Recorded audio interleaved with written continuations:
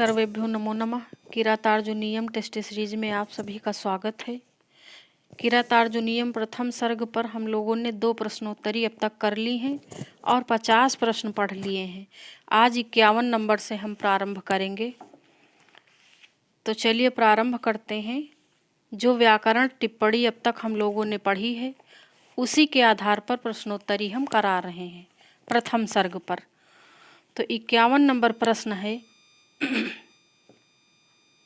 अयुग्म छद गंधि अत्र अयुग्म छदः कस्य नाम अस्ति। किरातार्जुनीयम के प्रथम सर्ग के 16वें श्लोक में अयुग्म छद इसका जिक्र हुआ है। तो ये किसका नाम है? का कल्प वृक्षस्य खा सप्त पर्णस्य गा इंदिवरस्य घा कुसुम पुष्पस्य। तो अयुग्म छद गंधि यह नाम है सप्तपर्णस्य, सप्तपर्ण के वृक्ष का। तो वर्णन ऐसा है कि हाथियों का जो मद जल है वह सप्तपर्ण के वृक्ष के पुष्प के समान है, जिसको अनेक राजाओं ने दुर्योधन को जिसे भेंट किया है। तो वह जो मद जल है हाथियों का वह सप्तपर्ण के पुष्प के समान गंध वाला है। इस प्रकार का वर्णन हुआ है। अनेक राजन्य रथास्व संकुलम तदीयमास्थान निकेतनाजिरम नयत्य अयुग्म छद गंधिरार्द्रताम भृशम नृपोपायन दंतिनाम मदः। ऐसे श्लोक है। तो इसी श्लोक से 4-5 प्रश्न रहेंगे। 52 नंबर प्रश्न है, नृपोपायन दंतिनाम मदः अस्मिन् श्लोकांशे उपायन शब्दस्य अर्थः अस्ति। ये जो श्लोकांश है यानी श्लोक की लाइन है, इसमें उपायन शब्द प्रयुक्त हुआ है ना, नृपोपायन दंति नाम। तो इस उपायन शब्द का क्या अर्थ है? का उपहार, खा वस्तुएं, गा चंदन का लेप, घा राजाओं के अस्त्र। क्योंकि कठिन शब्दों के अर्थ भी पूछे जाते हैं, इसलिए हमने ऐसे प्रश्नों का भी समावेश किया है। और इससे पहले हम किरातार्जुनीयम के प्रथम सर्ग पर 2 प्रश्नोत्तरी 53 और 54 नंबर टेस्ट सीरीज में करवा चुके हैं। कुल 50 प्रश्न, उन्हें आप लोग अवश्य देखें। तो उपायन शब्द का अर्थ है उपहार। नृपोपायन माने राजाओं के द्वारा, उपायन यानी उपहार स्वरूप, दंतिनाम माने हाथियों का, मदह यानी कि मदजल जो दिया गया है दुर्योधन को। तो उपायन शब्द का अर्थ है उपहार। 53 नंबर प्रश्न है, तदीयमास्थान निकेतनाजिरम अस्मिन् श्लोकांशे तदीय पदम कस्मै कृते प्रयुक्तः। यह जो तदीय शब्द श्लोकांश में प्रयुक्त हुआ है, तो यह तदीय किसके लिए प्रयुक्त किया है? भारवि ने। का दुशासनाय दुशासन के लिए, खा अर्जुनाय अर्जुन के लिए, गा दुर्योधनाय दुर्योधन के लिए, घा भीमाय भीम के लिए। यह पद किसके लिए प्रयुक्त हुआ? तो यह पद तदीय उस यानी दुर्योधनाय। तो गा नंबर उत्तर आपका सही होगा। दुर्योधनाय दुर्योधन के लिए प्रयुक्त है। उसके आस्था निकेतनाजिरम। अब इसका अर्थ नहीं बताएंगे क्योंकि अगला प्रश्न हमने इसी से बनाया है, आस्थान निकेतनाजिरम से। तो 53 नंबर प्रश्न का उत्तर है गा यानी कि दुर्योधन के लिए तदीय पद का प्रयोग हुआ है। और टेस्ट सीरीज अच्छी लग रही हो तो प्लीज़ लाइक, शेयर और सब्सक्राइब अवश्य करें। 54 नंबर प्रश्न है, आस्थान निकेतनाजिरम। यहाँ देखिए एक ना छूट गया है। आस्थान निकेतन अजिरम पदस्य अर्थः अस्ति। इस पद का क्या अर्थ है? ये जो पूरा श्लोकांश से लिया गया है, इसका अर्थ क्या है? का सभा भवनस्य प्रांगणम, खा गृह भवनस्य प्रांगणम, और गा मंडपस्य स्थानम घा महीपालस्य सदनम। तो इसका अर्थ क्या होगा? अर्थ कभी कभी हिंदी में पूछा जाता है और कभी कभी संस्कृत में ही उसका अर्थ बताना रहता है। ये तो पूछने वाले के ऊपर निर्भर है कि वह किस प्रकार से पूछना चाह रहा है। तो आस्थान निकेतना जिरम का अर्थ है सभा भवनस्य प्रांगणम, यानी सभा भवन के आंगन को। सभा भवन का आंगन गीला रहता है। किससे गीला रहता है? दंतिनाम मदह से, हाथियों के मद जल से, जो गिफ्ट करते हैं दुर्योधन को अनेक आश्रित राजा लोग। तो 54 नंबर प्रश्न का उत्तर है सभा भवनस्य प्रांगणम, यानी सभा भवन के आंगन को। निकेतन माने होता है आंगन, प्रांगण।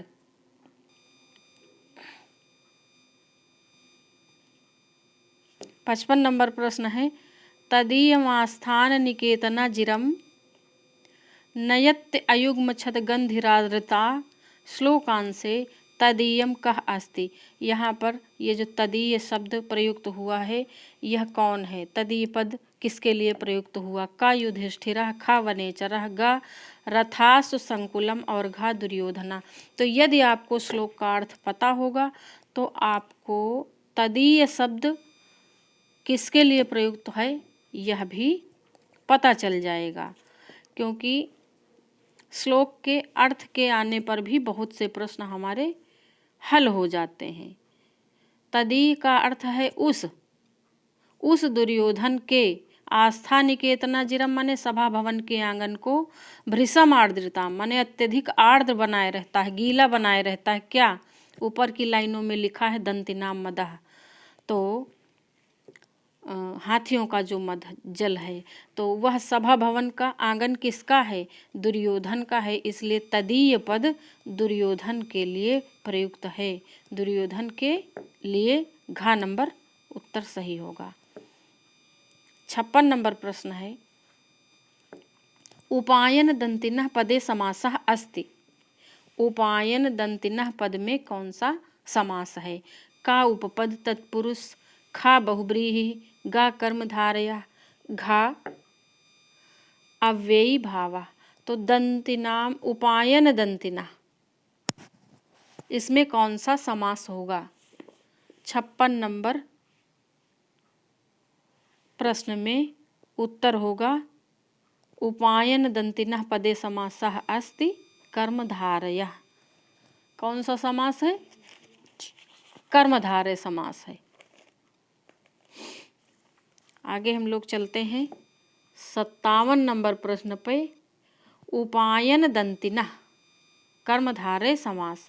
समास खूब पूछे जाते हैं किरातार्जुन नियम से और गलत भी खूब होते हैं, इसलिए समास पर विशेष पकड़ बनानी चाहिए, खूब तैयारी करनी चाहिए। चिराय तस्मिन 57 नंबर है। चिराय तस्मिन कुरवस चकासति अत्र तस्मिन पदम कस्मै प्रति प्रयुक्तम। ये जो विशेषण और सर्वनाम प्रयुक्त होते हैं किसी भी गद्यांश या पद्यांश में, ये भी पूछे जाते हैं कि यह पद, यह सर्वनाम, यह विशेषण किसके लिए प्रयुक्त किया गया है। तो चिराय माने दीर्घ काल तक, तस्मिन माने उस, कुरवस चकासति माने कुरु प्रदेश को, चकासति माने चकासति का अर्थ है चमक से, मतलब कि प्रकाशित कर रहा था। तो तस्मिन पद किसके लिए प्रयुक्त होगा? का चिराय, खा कुरु प्रदेश, गा चकासति और घा सुयोधनाय।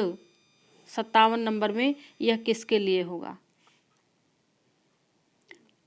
तो इसका इस श्लोक का अर्थ है कि कुरु प्रदेश में अनायास ही प्राप्त होने वाली धान्यादि संपत्तियों को वह कुरु प्रदेश धारण करता हुआ सुशोभित हो रहा था, चमक रहा था।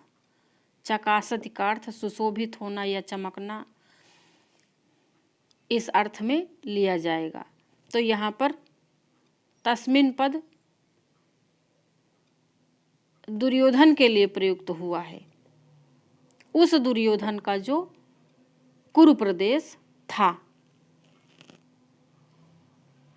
तो यहाँ पर उत्तर क्या होगा?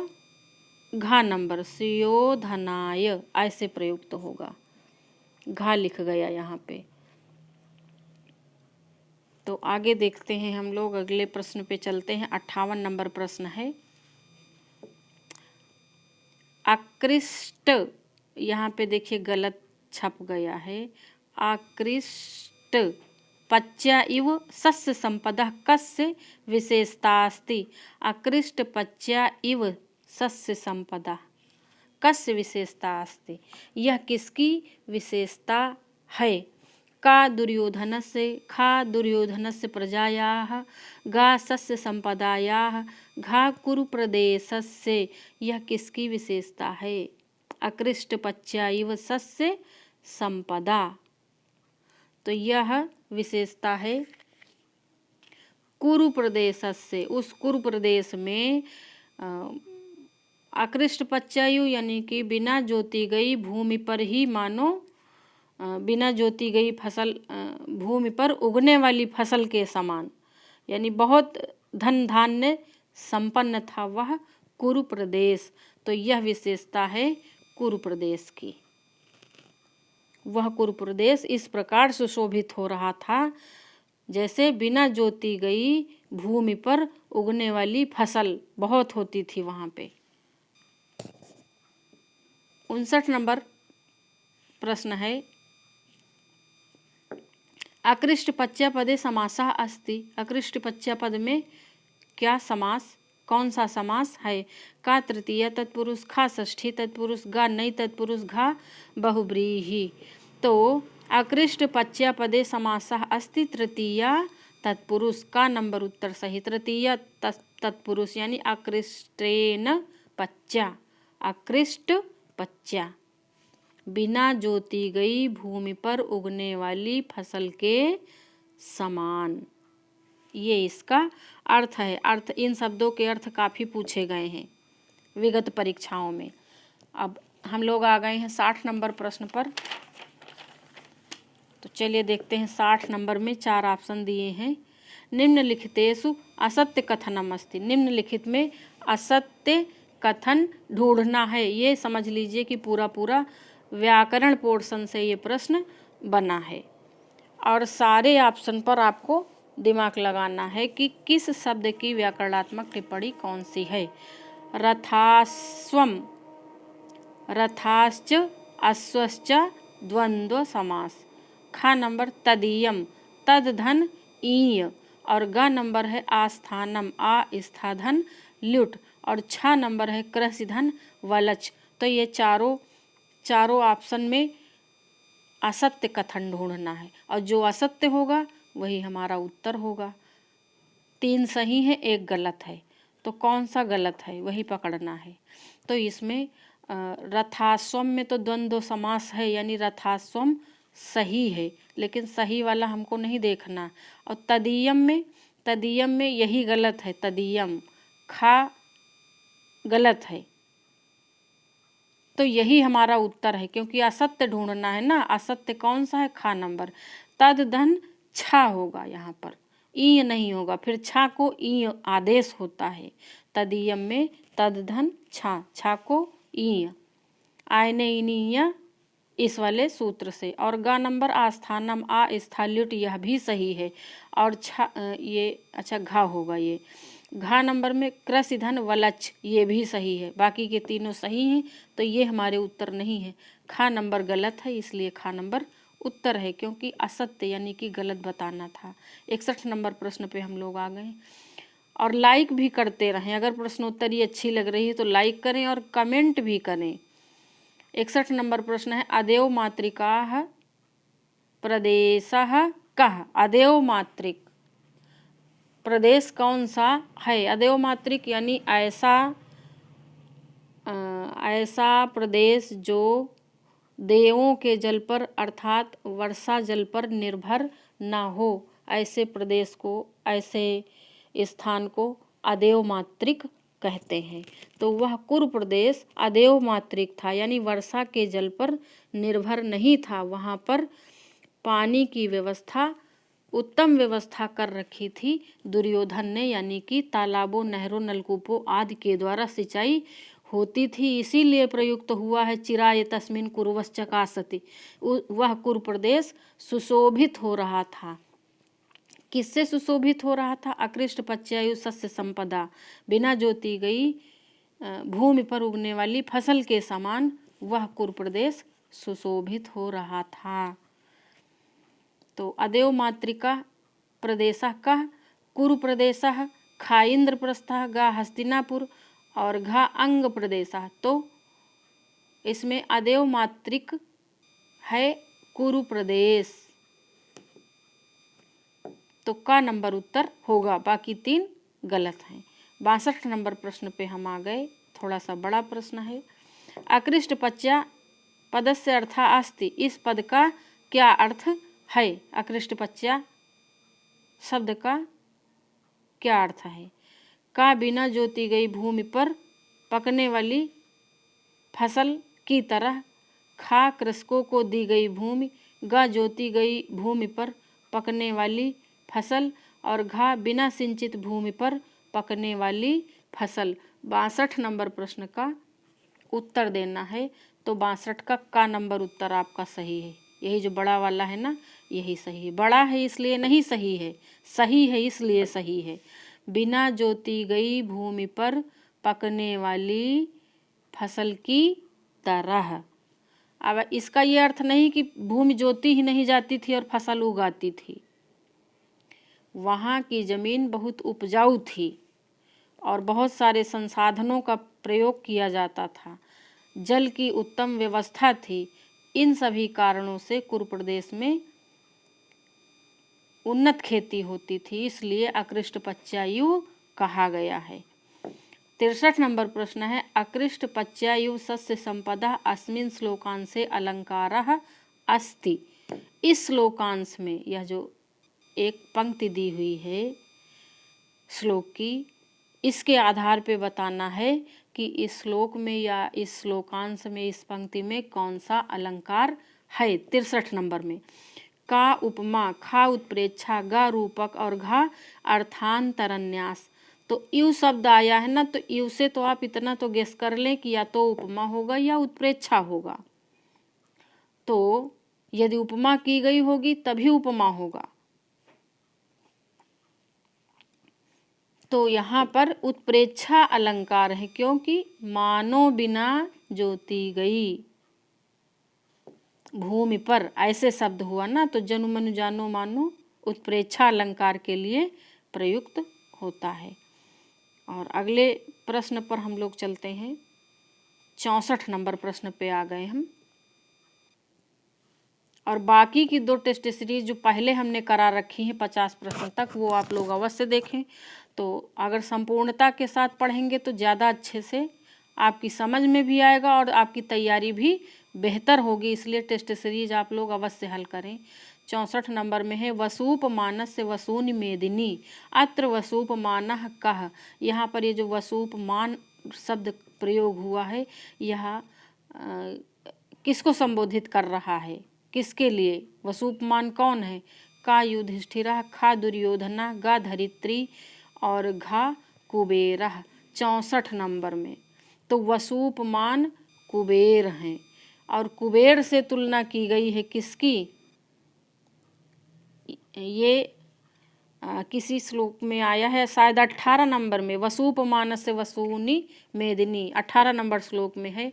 तो इसके आधार पे आप लोग पढ़े होंगे तो हमें कमेंट करके अवश्य बताएं कि वसूपमान से किसकी तुलना की गई है। वसूपमान का अर्थ है कुबेर। 65 नंबर प्रश्न है, कस्य गुणैः उपस्नुता मेदिनी वसूपमानस्यु वसूनि प्रदुग्धे।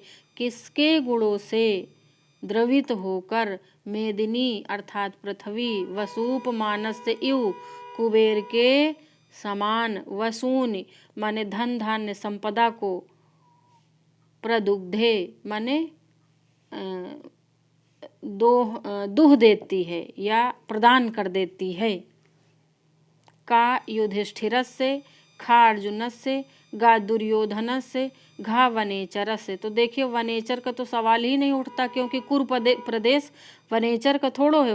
वनेचर तो गुप्तचर है, या तो युधिष्ठिर का होगा या फिर दुर्योधन का होगा। तो वर्तमान में राजा तो दुर्योधन ही है ना, और वनेचर ये सारी बातें बता रहे हैं। किससे बता रहे हैं? युधिष्ठिर से बता रहे हैं। तो प्रश्न का उत्तर 65 नंबर का उत्तर होगा दुर्योधनस्य। कस्य गुणैः उपस्नुता, दुर्योधनस्य गुणैः उपस्नुता मेदिनी वसूपमानस्यु वसूनि प्रदुग्धे। दुर्योधन के गुणों से प्रभावित होकर 65 नंबर प्रश्न का उत्तर होगा दुर्योधन। गा नंबर उत्तर। 66 नंबर प्रश्न पे हम लोग आ गए।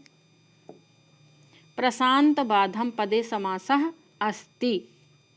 प्रशांत बाधम इस पद में कौन सा समास है? का अव्ययी भावः, खा बहुब्रीहि, गा तत्पुरुषः, घा कर्मधारे। तो इसमें प्रशांत बाधम में समास है बहुब्रीहि। कौन सा समास है? बहुब्रीहि समास है। प्रशांता बाधा यस्मिन सह, विग्रह क्या होगा? प्रशांता बाधा यस्मिन सह बहुब्रीहि। और प्रशांत बाधम शब्द का अर्थ क्या है? अर्थ भी तो पूछा जाता है।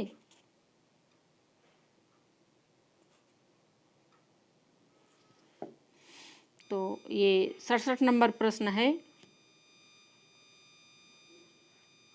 बहुत इम्पोर्टेंट प्रश्न है 67 नंबर। महौजसो मान धना धनार्चिता लब्ध कीर्तया न भिन्न वृत्तियाँ कस्य विशेषणानि सन्ति। ये सब जो पद प्रयुक्त हुए, ये सब जो विशेषण प्रयुक्त हुए हैं, यह किसके लिए प्रयुक्त हुए हैं? इन पदों का प्रयोग किसके लिए किया गया है? का सुयोधनस्य, खा पांडवस्य, गा कुरु प्रदेशस्य, घा धनुर्धारी योद्धा नाम। तो किसके लिए इन विशेषणों का, इन विशेषताओं का प्रयोग किया गया है 67 नंबर प्रश्न में? तो ये इन विशेषणों का प्रयोग किया गया है धनुर्धारी योद्धा नाम कृते, धनुर्धारी योद्धाओं के लिए किया गया है। और ये धनुर्धारी योद्धा किसके हैं? यह दुर्योधन के हैं। दुर्योधन के योद्धा कैसे हैं? महौजसो मान धना धनार्चिता लब्ध कीर्तया न भिन्न वृत्तया। इस प्रकार के दुर्योधन के योद्धा हैं। श्लोक नंबर 19 में ऐसा प्रयुक्त हुआ है, और पूरा श्लोक है इस प्रकार। महौजसो मान धना धनार्चिता धनुर्भृतः संयति लब्ध कीर्तया न संहता तस्य न भिन्न वृत्तयः प्रियाणि वांछन्ते अशुभिः समीहितुम्। ऐसे प्रयोग हुआ है कि वे ऐसे योद्धा जो महौजसो मान धना धनार्चिता लब्ध कीर्तया न भिन्न वृत्तयः, इस प्रकार के जो योद्धा हैं, वह धनुर्धारी योद्धा अपने प्राण देकर भी दुर्योधन का प्रिय करने की इच्छा रखते हैं। इतने बेहतरीन दुर्योधन के योद्धा हैं, ये समझ लीजिए। ये वनेचर बता रहा है युधिष्ठिर से। तो अभी हमने इसमें किसी भी सूक्ति का प्रश्न नहीं बनाया है। हम सूक्तियों का वीडियो अलग बनाएंगे, उसमें टीजीटी के 7 ग्रंथों की सूक्तियों से आधारित प्रश्न बनेंगे।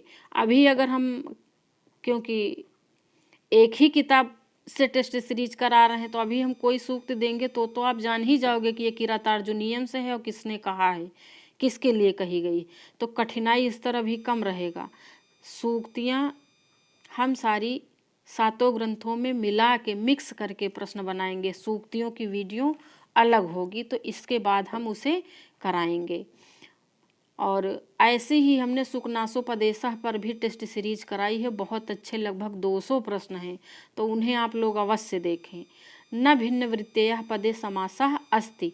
न भिन्न वृत्तयः पद में कौन सा समास है? का सुपसुपा, खा तत्पुरुषः, गा कर्मधारयः, घा नई तत्पुरुष। तो 68 नंबर में कौन सा समास है? सुप सुपा समास है। ये आधा पा होगा यहाँ पे, सुप सुपा आधा पा।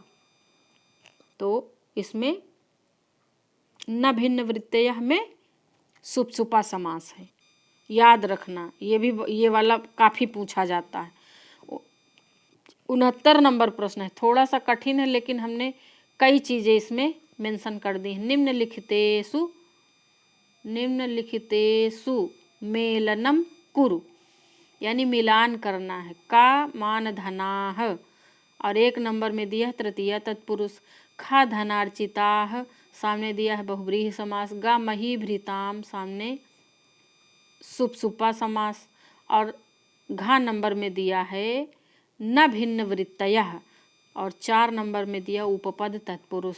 तो ये इतने समास दिए हैं और शब्द दिए हैं, शब्दों के आगे समास दिए हैं और इनके क्रम डिस्टर्ब हैं, आपको मैच कराना है। तो ये जो मान धनाः दिया है, मान धनाः दिया है ना, तो मान धनाः में कौन सा समास होगा ये बताना है। मान धनाः में बहुव्रीहि समास है, यानी का नंबर में 2, का नंबर में 2 होगा। और धनार्चिताः में तृतीय तत्पुरुष समास है। और महीभृताम में कौन सा समास है? महीभृताम में ये चौथा वाला मिलेगा, उपपद तत्पुरुष है। और न भिन्न वृत्तयः में अभी इसके पहले वाले प्रश्न में बताया था सुप सुपा समास है। न भिन्न वृत्तयः में ये देखिए इसके ऊपर, अच्छा नेक्स्ट पेज में है 68 नंबर प्रश्न पे इसको हम लोग हल कर चुके हैं। न भिन्न वृत्तयः में सुप सुपा समास है। तो हमने कैसे मिलाया? का 2 का नंबर पे 2 है,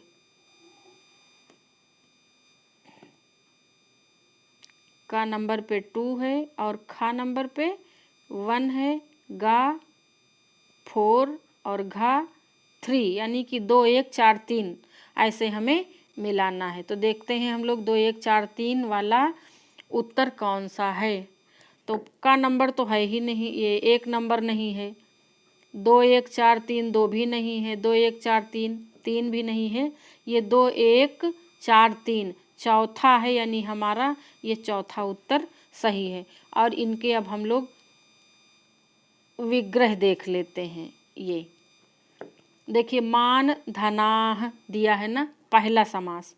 चलिए मिटा देते हैं, पहले मिटा के देख लेते हैं।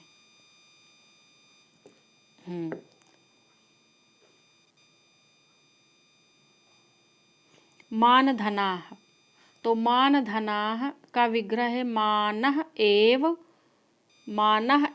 धनम येषां ते, बहुव्रीहि समास। और धनार्चिता धनेन अर्चिताः तृतीय तत्पुरुष। और महीभृताम में मही बिभ्रति इति महीभृता तेषाम उपपद तत्पुरुष। और न भिन्न वृत्तयः में तो बताया ही था सुप सुपा समास है। तो ये हो गया, इनका चारों का विग्रह भी बता दिया, समास भी बता दिया। और टेस्ट सीरीज अच्छी लग रही है तो प्लीज़ लाइक अवश्य करें। आप ये समझ लीजिए कि हमारे पास समय बहुत कम रहता है, लेकिन उसके बाद भी हमारी कोशिश रहती है कि कुछ न कुछ आपके लिए किया जाए, तो कम से कम 1 लाइक तो बनता ही है। 70 नंबर प्रश्न है प्रतीयते धातुरिवेहितं फलैः, प्रतीयते धातुरिवेहितं फलैः अस्मिन् श्लोकांशे अलंकारः अस्ति। यानी कि इस श्लोकांश में अलंकार बताना है। का उत्प्रेक्षा, खा उपमा, ग रूपक, घा अर्थांतरन्यास। तो 70 नंबर प्रश्न में क्या अलंकार कौन सा होगा? प्रतीयते धातुरिव विधाता की भांति, धातुरिव विधाता की भांति उस दुर्योधन की चेष्टा को महान उन्नति वाले कल्याणकारी फलों से जाना जाता है। किसकी भांति? धातुर्यु, विधाता की भांति। विधाता की भांति उस दुर्योधन की चेष्टा को महान उन्नति वाले कल्याणकारी फलों से मानो 71 नंबर में ये आ गए। प्रश्न नंबर 71। महीभृता नाम क्रियाः दुर्योधनः वेद केन माध्यमेन? महीभृता नाम क्रियाः दुर्योधनः वेद, वेद माने जानना, केन माध्यमेन किस माध्यम से? महीभृता नाम माने राजाओं की, क्रियाओं को, दुर्योधन वेद माने जानता है, केन माध्यमेन किस माध्यम से जानता है? का वनेचर माध्यमेन, खा महीभृता नाम माध्यमेन, गा सच्चरितैश्चरैः माध्यमेन, घा धातुर्यु सह स्वयं जानाति। विधाता की भांति वह स्वयं जान लेता है। तो इसमें कौन सा उत्तर होगा? 71 नंबर प्रश्न में उत्तर होगा सच्चरितैश्चरैः माध्यमेन। उस दुर्योधन के जो गुप्तचर हैं ना, वो सच्चरितई हैं, यानी कि बड़े ही अच्छे चरित्र वाले हैं। उनके माध्यम से वह महीभृता नाम यानी राजाओं की क्रियाओं के विषय में जान लेता है। अन्य जो राजा लोग हैं, गुप्तचरों के माध्यम से उनके आंतरिक कार्यों के विषय में, उनकी योजनाओं के विषय में वह दुर्योधन वेद यानी कि जान लेता है। तो मुझे उम्मीद है कि ये प्रश्न समझ में आया होगा। और हम जब भी प्रश्नोत्तरी कराते हैं या कोई भी व्याख्यान पढ़ाते हैं, कराते हैं, तो हम थोड़ा सा बड़ी जल्दी में रहते हैं। उसका कारण है कि हम जब भी वीडियो बनाते हैं तो हमारी कोशिश रहती कोई ना रहे, लेकिन अब घर में करते हैं तो घर में बहुत सारे सदस्य हैं, तो कोई न कोई बीच में आ ज़रूर जाता है। तो इसलिए थोड़ा बहुत गड़बड़ी हो जाती है और हम इसीलिए जल्दी जल्दी किया करते हैं। तो जल्दी जल्दी बोलने में कभी कभी शब्दों में, हमारे बोलने में ही त्रुटि हो जाती है, वो हम समझा करते हैं, इसीलिए दोबारा बोल देते हैं। और आप भी लिखा हुआ भी देखें हमारे बोलने के, जब भी जो भी हम बोलते हैं उसे सुने, लेकिन लिखा हुआ भी देखें, क्योंकि कभी कभी गलती से हमसे गलत हो जाता, जैसे ही ध्यान भटका कोई आ गया, तो इसलिए लिखा हुआ भी देखें। चलिए, ये तो बाद की बात है। आ गए हम लोग 72 नंबर प्रश्न पर। ये 72 नंबर प्रश्न है, वेद पदे लकारः अस्ति। वेद पद में लकार है, वेद पद आया है ना।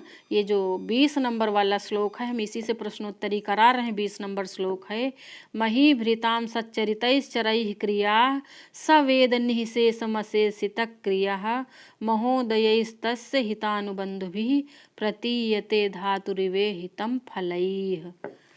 ऐसे आया है ना। तो वेद पदे लकारः अस्ति, का लट, खा लिट, गा लुट, घा लोट। तो वेद पदे लकारः अस्ति, लट लकारः। वेद पदे लकारः अस्ति, लट लकारः। कौन सा लकार है? लट लकार है। और इस श्लोक में अलंकार कौन सा है? उपमा अलंकार है। प्रतीयते धातुरिवे हितं फलैः। हमको लगता है उत्प्रेक्षा बता दिया ना, हमें थोड़ा सा डाउट हो रहा था। ये यहाँ पे 70 नंबर, इसमें उत्प्रेक्षा नहीं होगा, ये हमने गड़बड़ बता दिया। देखिए, गलत करा दिया ना। हाँ, तो इसमें उत्प्रेक्षा नहीं होगा 70 नंबर में। देखिए, हमसे ये गड़बड़ हो गया। इसमें उपमा होगा, विधाता की भांति होना चाहिए ना, मानो विधाता की तरह नहीं, विधाता की भांति। ये गड़बड़ हो गया, आप लोग देखिए क्षमा करें, जल्दी जल्दी में थोड़ा बहुत गड़बड़ हो जाता है। मुझे लग रहा था कुछ गड़बड़ है। चलिए, 72 नंबर प्रश्न पे हम आ गए। 72 नंबर अच्छा हो गया। अब चलते हैं 73 नंबर। 73 नंबर पे है, प्रतीयते धातुरिवे हितं फलैः अस्मिन् श्लोकांशे धातु पदस्य अर्थः अस्ति। ये जो धातु पद आया है यहाँ पे, इस पद का क्या अर्थ है? का धातुएं, खा विधाता, गा ब्रह्मा, घा धारण करना। तो इसमें क्या होगा? इसमें होगा धातु यानी विधाता की भांति। यही है, इस पंक्ति में उपमा अलंकार है, उत्प्रेक्षा नहीं होगा। अभी 70 नंबर में हमने गलत करा दिया था, उत्प्रेक्षा नहीं होगा, उपमा होगा। तो यहाँ पे होगा ब्रह्मा। धातु का अर्थ विधाता अर्थात ब्रह्मा से है ना, ये विधाता नहीं होगा, ब्रह्मा दिया है सीधा। तो इसके बाद 74 नंबर प्रश्न पे हम लोग पहुँच गए। ये 74 नंबर प्रश्न है, महोदयैस्तस्य हितानुबन्धुभिः अत्र तस्य पदम कस्मै कृते प्रयुक्तास्ति। यहाँ पर तस्य पद किसके लिए प्रयुक्त हुआ है? का वनेचर, खा दुर्योधन, गा युधिष्ठिर, घा महोदयी। तो किसके लिए प्रयुक्त हुआ है? तस्य, 74 नंबर प्रश्न में। तो यहाँ पर तस्य पद प्रयुक्त हुआ है दुर्योधन के लिए। किसके लिए? दुर्योधन के लिए प्रयुक्त हुआ है। महोदयैस्तस्य हितानुबन्धुभिः।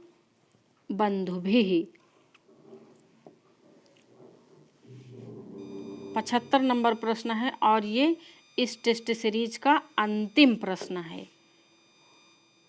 नराधिपैः माल्यं निवास्य शासनम अत्र अलंकारः अस्ति। तो इसमें अलंकार है।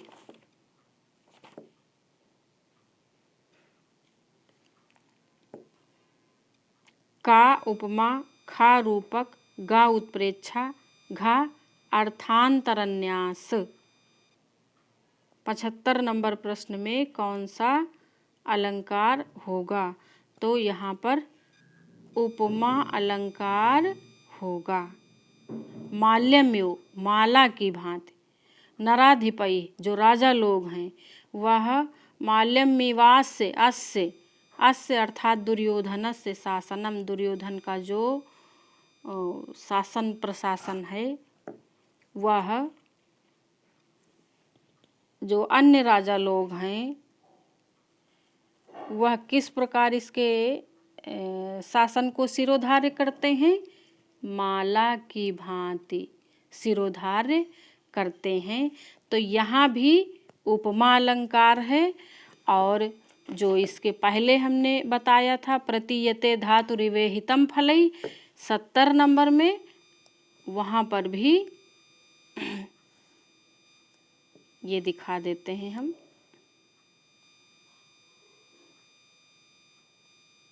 ये इसमें भी उपमा अलंकार है। तो ये आज हम लोग 75 प्रश्न तक हल कर लिए हैं। इसके बाद हम नेक्स्ट टेक्स्ट सीरीज में जो भी व्याकरण इसकी पढ़ाएंगे, 46 टोटल श्लोक हैं। तो आगे जैसे जैसे पढ़ाते जाएंगे वैसे वैसे हम इसकी टेस्ट सीरीज कराते जाएंगे। आज यहीं तक रखते हैं और हमें सुनने के लिए धन्यवाद। अगर टेस्ट सीरीज अच्छी लगी हो तो प्लीज़ लाइक, शेयर और कमेंट अवश्य करें। मिलते हैं हम फिर नेक्स्ट वीडियो में।